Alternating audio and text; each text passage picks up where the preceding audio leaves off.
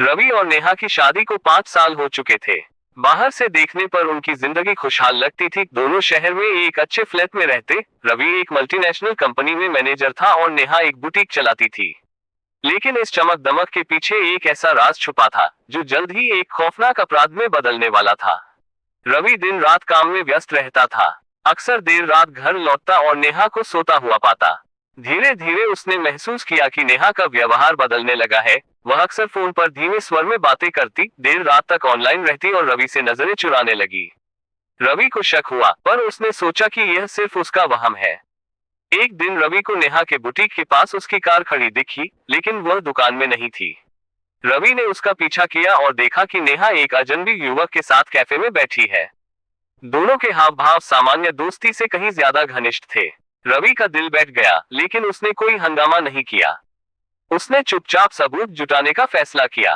कुछ हफ्तों बाद रवि को और भी चौंकाने वाला सच पता चला। वो युवक सिर्फ नेहा का प्रेमी नहीं था, बल्कि एक स्थानीय गैंग का सदस्य था। नेहा उसके साथ मिलकर रवि के पैसों पर कब्जा करने की साजिश कर रही थी। योजना ये थी कि नेहा एक दिन घर में नींद की गोलियां मिलाकर रवि को बेहोश करेगी और उसका प्रेमी घर में घुसकर तिजोरी और कीमती सामान लेकर फरार हो जाएगा।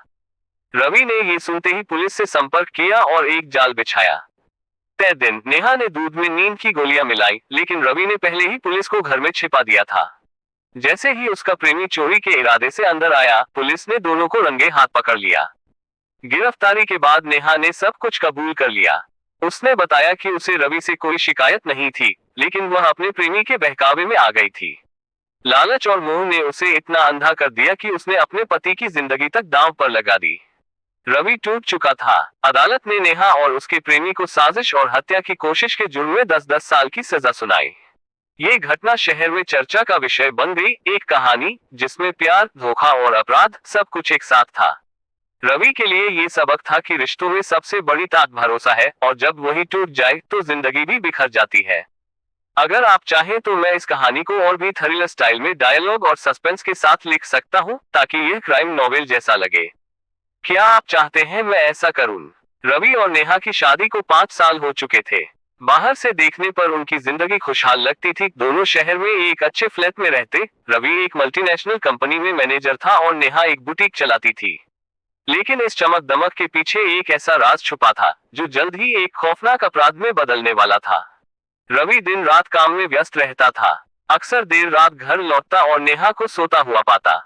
धीरे धीरे उसने महसूस किया कि नेहा का व्यवहार बदलने लगा है। वह अक्सर फोन पर धीमे स्वर में बातें करती, देर रात तक ऑनलाइन रहती और रवि से नजरें चुराने लगी। रवि को शक हुआ, पर उसने सोचा कि यह सिर्फ उसका वहम है।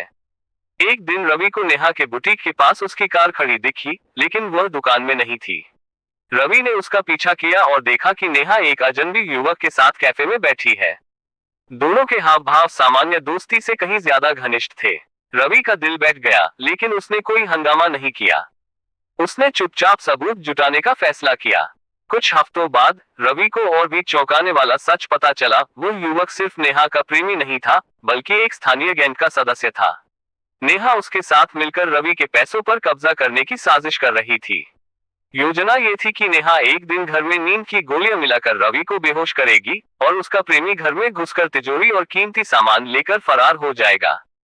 रवि ने ये सुनते ही पुलिस से संपर्क किया और एक जाल बिछाया। तय दिन नेहा ने दूध में नींद की गोलियां मिलाई, लेकिन रवि ने पहले ही पुलिस को घर में छिपा दिया था। जैसे ही उसका प्रेमी चोरी के इरादे से अंदर आया, पुलिस ने दोनों को रंगे हाथ पकड़ लिया। गिरफ्तारी के बाद नेहा ने सब कुछ कबूल कर लिया। उसने बताया कि उसे रवि से कोई शिकायत नहीं थी, लेकिन वह अपने प्रेमी के बहकावे में आ गई थी। लालच और मोह ने उसे इतना अंधा कर दिया कि उसने अपने पति की जिंदगी तक दांव पर लगा दी।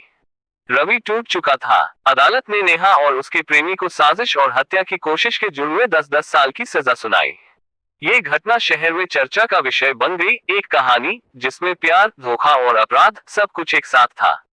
रवि के लिए ये सबक था कि रिश्तों में सबसे बड़ी ताकत भरोसा है, और जब वही टूट जाए तो जिंदगी भी बिखर जाती है। अगर आप चाहें तो मैं इस कहानी को और भी थ्रिलर स्टाइल में डायलॉग और सस्पेंस के साथ लिख सकता हूं, ताकि यह क्राइम नॉवेल जैसा लगे। क्या आप चाहते हैं मैं ऐसा करूं?